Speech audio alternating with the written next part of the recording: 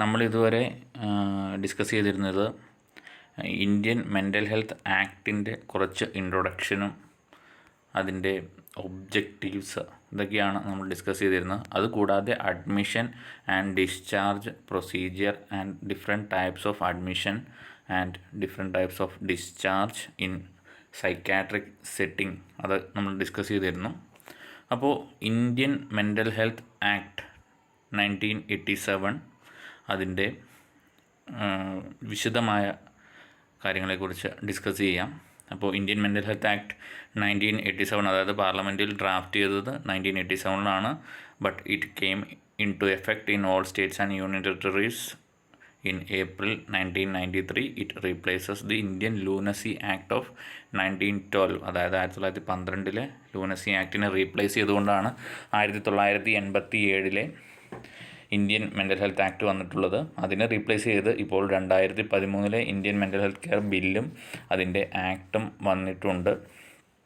അപ്പോൾ 1912 നിന്ന് 1987 നോക്കിക്കഴിഞ്ഞിട്ടുണ്ടെങ്കിൽ ഒരു 75 വർഷത്തെ ഒരു നീണ്ട കാലയളവിന് ശേഷം മാത്രമാണ് ആ ഒരു ലോയിൽ ഒരു ചേഞ്ച് വരുത്തിയിട്ടുള്ളത്. അപ്പോൾ ആ 75 വർഷത്തെ സയൻസിൻ്റെ അഡ്വാൻസ്മെൻറ്റ്, ആൾക്കാരുടെ ചിന്താരീതിയിലുള്ള ചേഞ്ചസ്, അല്ലെങ്കിൽ സൈക്യാട്രിക് ഡിസോർഡേഴ്സിനെ നോക്കിക്കാണുന്ന രീതിയിലുള്ള വ്യത്യാസം, അല്ലെങ്കിൽ ഒരു സൈക്യാട്രിക് പേഷ്യൻറ്റിന് കിട്ടേണ്ട പരിഗണനകളെക്കുറിച്ചുള്ള ജനങ്ങളുടെ അറിവ്, ഇതിലെല്ലാം ഉണ്ടായ ചേഞ്ചാണ് ഒരു പുതിയ ആക്ടിലേക്ക് വഴിതെളിച്ചത്.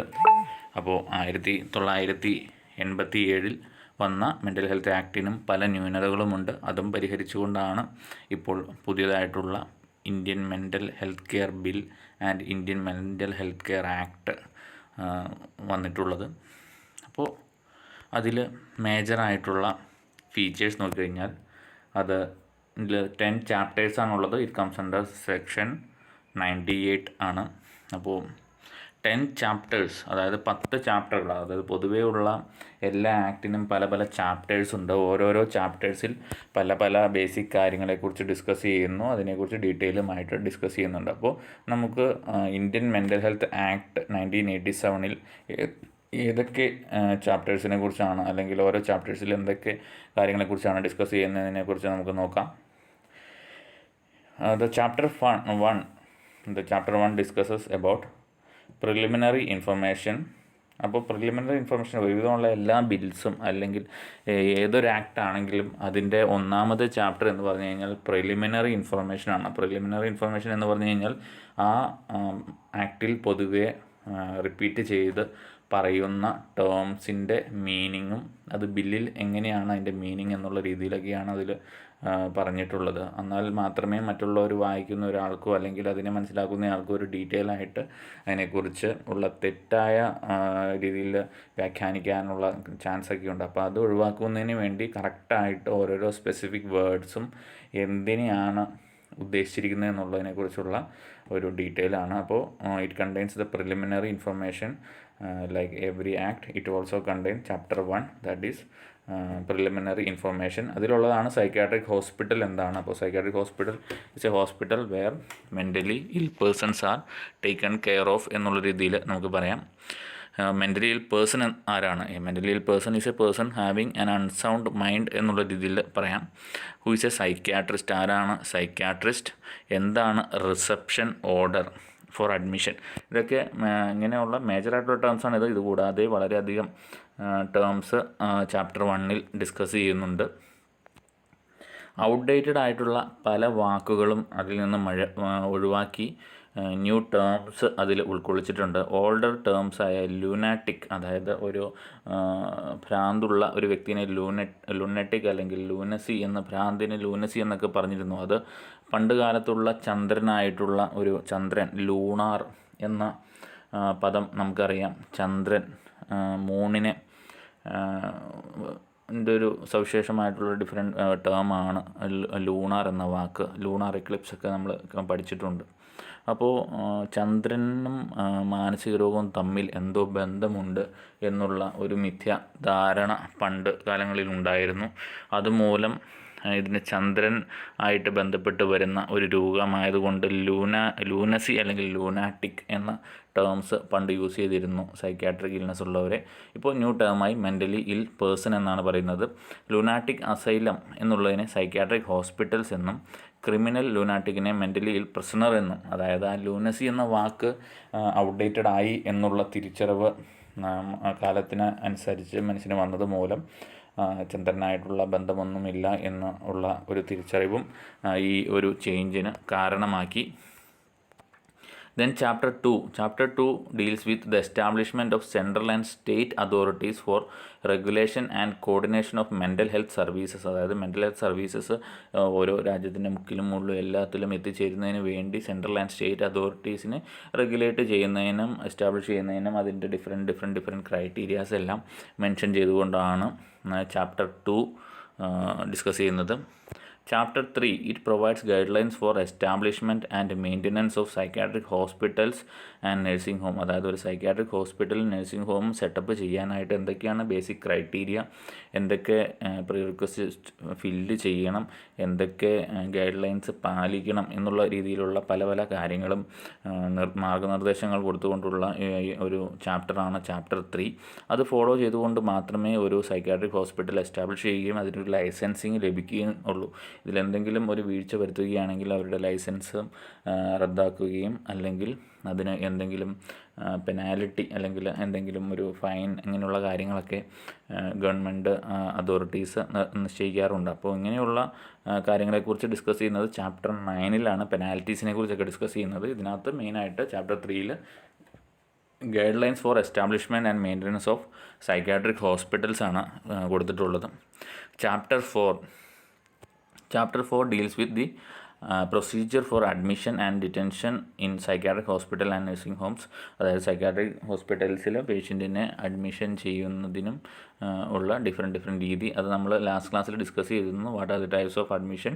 വോളണ്ടറി ബേസിസിലുള്ള അഡ്മിഷനുണ്ട്, അതായത് സ്വയം ഇച്ഛപ്രകാരം ഒരു വ്യക്തി വന്ന് അഡ്മിറ്റാവുന്ന രീതി. അത് മെഡിക്കൽ ഓഫീസറിൻ്റെ തറവ് ചെക്കപ്പിന് ശേഷവും സൈക്യാട്രിസ്റ്റിൻ്റെ ഒരു കൺഫർമേഷന് ശേഷവും മാത്രമേ ആ ഒരു അഡ്മിഷൻ ഗ്രാൻഡ് ചെയ്യുന്നുള്ളൂ. അഡ്മിഷൻ അണ്ടർ സ്പെഷ്യൽ സർക്കംസ്റ്റാൻസസ്, അതായത് ഒരു പേഴ്സൺ സ്വയം വില്ലിങ് അല്ല അല്ലെങ്കിൽ സ്വയം ഇൻസൈറ്റ് ഇല്ല, അപ്പോൾ അവരെ പേഷ്യൻറ്റിൻ്റെ റിലേറ്റീവ്സോ ബൈസ്റ്റാൻഡേഴ്സോ അല്ലെങ്കിൽ ഫ്രണ്ട്സോ ആരെങ്കിലും കൊണ്ടുവന്ന് അഡ്മിറ്റ് ചെയ്യുന്നു. അപ്പോൾ അഡ്മിറ്റ് ചെയ്യുന്നതിന് മുന്നോടിയായിട്ട് ഒരു എൻക്വയറി, അതായത് പേഷ്യൻറ്റിന് എന്തെങ്കിലും പ്രോബ്ലം ഉണ്ടോ അല്ലെങ്കിൽ ഇത് വേറെ എന്തെങ്കിലും എന്ത് ലക്ഷ്യം വെച്ചിട്ടാണോ ഇവർ വരുന്നത് എന്നുള്ളതൊക്കെ ഒന്ന് മനസ്സിലാക്കാനായിട്ടാണ് അത് യൂസ് ചെയ്യുന്നത്. അതിന് ശേഷം സൈക്യാട്രിസ്റ്റിൻ്റെ കൺഫർമേഷൻ കിട്ടിയതിന് ശേഷം അവിടെ പേഷ്യൻറ്റിനെ ഇൻപേഷ്യൻ്റായിട്ട് അഡ്മിറ്റ് ചെയ്യുന്നു. പിന്നെ admission under authority and order, അതായത് റിസപ്ഷൻ ഓർഡർ. അത് പലതരത്തിലുള്ള റിസപ്ഷൻ ഓർഡർ ഉണ്ട്. മജിസ്ട്രേറ്റിന് ഡയറക്റ്റായിട്ട് ഒരു ആപ്ലിക്കേഷൻ വയ്ക്കുന്നത് മൂലമുള്ളൊരു റിസപ്ഷൻ ഓർഡർ, അല്ലെങ്കിൽ മെൻ്റലി ഇൽ പേഴ്സണെ മജിസ്ട്രേറ്റിന് മുമ്പിൽ ഹാജരാക്കിയതിന് ശേഷം ഇൻക്വസ്റ്റിന് ശേഷം അല്ലെങ്കിൽ ഒരു പ്രിസണറെ എങ്ങനെയാണ് അഡ്മിറ്റ് ചെയ്യേണ്ടത്. ഇതെല്ലാം നമ്മൾ ലാസ്റ്റ് ക്ലാസ്സിൽ ഡിസ്കസ് ചെയ്തിരുന്നു. Then chapter 5 deal with the discharge of patient, അതായത് പേഷ്യൻറ്റിനെ ഡിസ്ചാർജ് ചെയ്യുമ്പോൾ ഉള്ള മാർഗ്ഗരേഖ. അതും നമ്മൾ കഴിഞ്ഞ ക്ലാസ്സിൽ ഡിസ്കസ് ചെയ്തതാണ്. വോളണ്ടറി ഡിസ്ചാർജ് എങ്ങനെയാണ്, സ്പെഷ്യൽ സർക്കംസ്റ്റൻസസിൽ എങ്ങനെയാണ് ഡിസ്ചാർജ്, റിസപ്ഷൻ ഓർഡർ, അത് ഓരോ ഓർഡറിലും എങ്ങനെയാണ് അവിടെ ഡിസ്ചാർജ് നടത്തുന്നത്, discharge of a patient admitted by police, ഇതെല്ലാം നമ്മൾ ലാസ്റ്റ് ക്ലാസ്സിൽ ഡിസ്കസ് ചെയ്തതാണ്. അപ്പോൾ ചാപ്റ്റർ 4 and 5 അഡ്മിഷനും ഡിസ്ചാർജുമാണ് ഡിസ്കസ് ചെയ്യുന്നത്. ലീവ് ആൻഡ് ആബ്സെൻസ് എല്ലാം ചാപ്റ്റർ 5 തന്നെയാണ്. നമ്മൾ പറഞ്ഞിരുന്നു 60 ദിവസത്തേക്ക് ഒരു ലീവ് പോലെ പേഷ്യൻറ്റിന് റിലേറ്റീവ്സിനെ കാണുവാനായിട്ടൊരു അവസരം കൊടുക്കുന്നു. അപ്പോൾ എന്തെങ്കിലും പേഷ്യൻറ്റിൻ്റെ ഒരു റിലേറ്റീവ് പേഷ്യൻറ്റിനെ പ്രൊട്ടക്റ്റ് ചെയ്യുമെന്നും പേഷ്യൻറ്റിന് മൂലം മറ്റുള്ളവർക്ക് ആർക്കും ഒരു ഹാം വരികയില്ല എന്നും ഒരു ബോണ്ട് സൈൻ ചെയ്ത് കൊടുത്തതിന് ശേഷമാണ് അവിടെ ഒരു ലീവ് അല്ലെങ്കിൽ പരോൾ കൊടുക്കുന്നത്. Okay. Then chapter 6 Chapter 6 deal with the judicial enquiry regarding mentally ill person possessing property, their custody and management of property. അതായത് management of property of mentally ill person എന്ന് നമുക്ക് സിമ്പിളായിട്ട് പറയാം. അതായത് സൈക്കാട്രിക് ഇൽനെസ് ഉള്ള പേഷ്യൻറ്റിന് അല്ലെങ്കിൽ ഒരു പേഴ്സണ് ഉള്ള പ്രോപ്പർട്ടിയുടെ മെയിൻ്റനൻസ് ആൻഡ് മാനേജ്മെൻറ്റ്, അതായത് മറ്റുള്ളവർ തട്ടിയെടുക്കാതെയും അല്ലെങ്കിൽ സ്വയം ഉള്ളിക്ക് സൈക്കാട്രിക് ഇൽനെസ് ഉള്ള വ്യക്തിക്ക് നോക്കി നടത്താൻ ബുദ്ധിമുട്ടുണ്ടാകാം. അപ്പോൾ അങ്ങനെയുള്ളപ്പോൾ ഏതെങ്കിലും റിലേറ്റീവ്സിനെ ഓതറൈസ് ചെയ്യുകയും അല്ലെങ്കിൽ ഗവൺമെൻറ് തന്നെ ഒരു സ്പെസിഫിക് പേഴ്സണെ ഓതറൈസ് ചെയ്ത്, ഗവൺമെൻറ് ഒരു സാലറീഡ് പേഴ്സൺ പോലെ ഒരു വ്യക്തിനെ ഓതറൈസ് ചെയ്ത് അവൻ്റെ പ്രോപ്പർട്ടി മാനേജ് ചെയ്യാനായിട്ടും കോടതി ഉത്തരവിടുന്നുണ്ട്. അപ്പോൾ അതൊക്കെ ഡിസ്കസ് ചെയ്യുന്ന യൂണിറ്റാണ് അല്ലെങ്കിൽ ചാപ്റ്ററാണ് chapter 6. Chapter 7 deals with the means and ways to meet the cost of maintenance of mentally ill person detained in a psychiatric hospital and nursing home. അതായത് ഒരു സൈക്കാട്രിക് പേഷ്യൻ്റ് ഓരോ ഹോസ്പിറ്റലിലും ഓരോ ബെഡിന്, അതായത് മേജറായിട്ട് ഗവൺമെൻറ് ഹോസ്പിറ്റൽസിനെയാണ് മീൻ ചെയ്യുന്നത്.